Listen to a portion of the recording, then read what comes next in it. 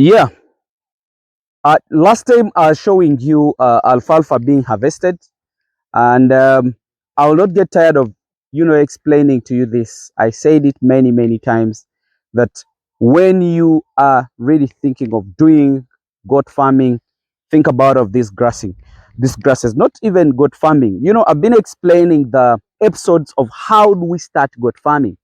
So we are starting goat farming, but where is the beginning of goat farming? Like for the young people, if you have a vision, or you have a plan, or you have a motive of starting this to be a business, this is where you're supposed to begin from.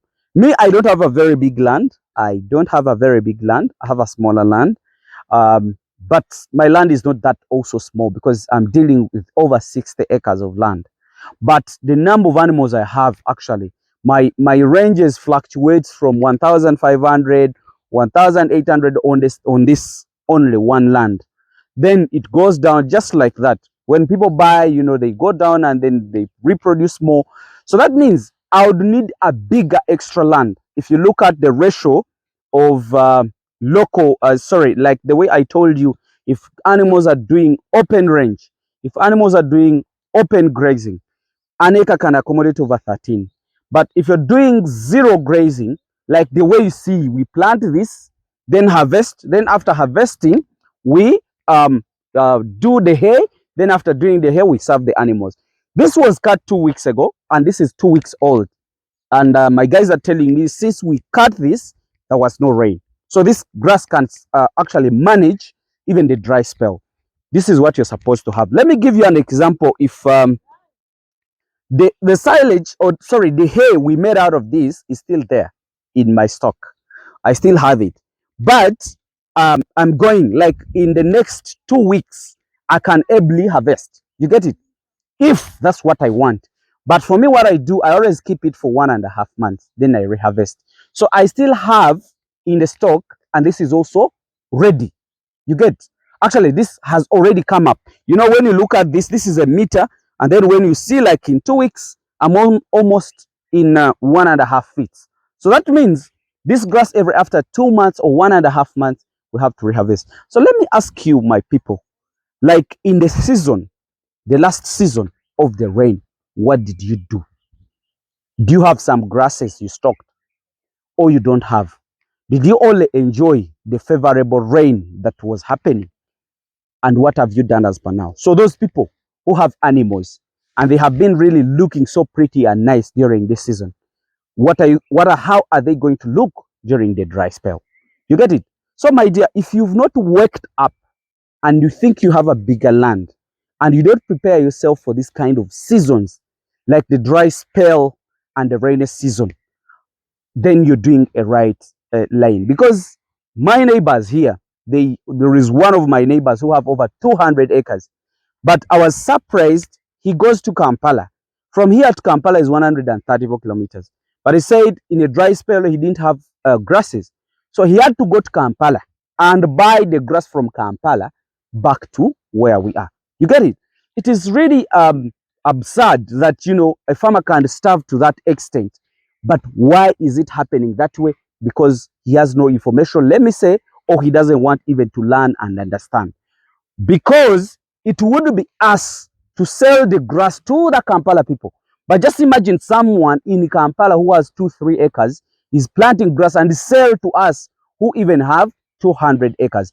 So my dear, what do you understand in that? I have a pain when I hear that kind of situation. A person who stays in a cattle corridor with a lot of grasses, with a lot of rain, reaching that people are going to Kampala to buy the what? The grasses. Yet in the season of the rain, that farmer would be planting this kind of grasses so that he can harvest enough for preparation of the season of the dry spell. You get it? Because whenever you get a slope, just imagine at the end of the slope you're going to have a hill. So why don't we get prepared? I want you guys to understand that we have 2 seasons in the year. How do we utilize those seasons? Think about of those guys who stays in America. They have winter. They don't have very good soils. They have to invest a lot of money to utilize that small time to produce this kind of stuff. So this is piece of advice to the young people who even have the power, who can even access who can even access to rent the land and do this kind of business. Let's target those people who don't want to get the information and utilize it. We shall sell to them the grasses. Me, they call me every day. They really need grasses. They need the silage. They need hay. But I have the animals myself. So if I have the animals, what they are going to use that grass for, I can as well use it. So you can decide to plant the grass, sell to those who have the animals, but they have no grasses. So my dear, I will keep inspiring you. I'll keep showing you what I'm doing. I'll always be open to show you what exactly we are supposed to do. If you take my information to another level, you guys, believe me or not, we shall take another step. Understand those who are starting, because I'm still pushing up the episodes of how do we start goat farming. Think about of grass as part of your financial strength. Have the grass with you. You can even have extra for selling.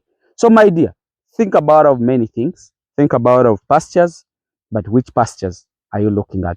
Don't say that these are the only pastures. We still have more pastures that we can put up. So guys, let me just wish you the best, because I think I've talked a lot, and those who doesn't want to understand, maybe it will only be their issue not to want to understand. But me, I've given you the literature, I've given you the approaches, I've even given you how to do everything. You don't demand me, it's only me who is demanding you to make sure that whatever I learn from me, you put into consideration. Let me just wish you the best, and bye bye for now.